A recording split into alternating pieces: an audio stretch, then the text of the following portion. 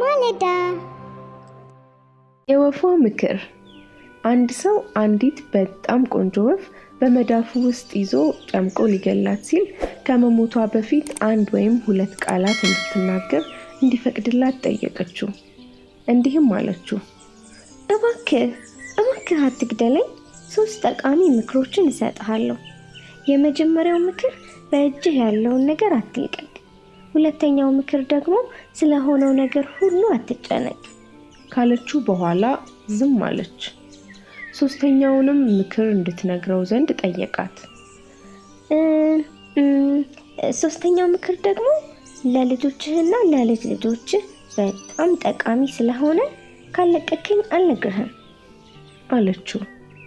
በዚህ ጊዜ ሰውየው ሶስተኛውን ምክር ለመስማት በጣም ጓግቶ ስለነበር ወፏን ሲለቃት ከአንድ ዛፍ ላይ በራ ወጣች። ምንድን ነበር ያልኩህ? ታስታውሰዋለህ? ብላ ጠየቀችው።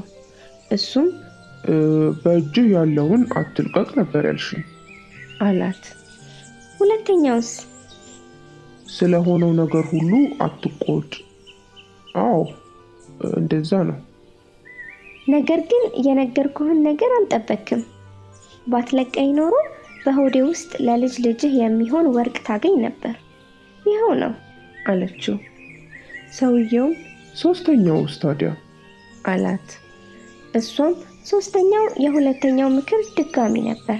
ስላጣኸው ነገር ሁሉ አትጨነቅ። ይኸው ነው። ደህና ሁን።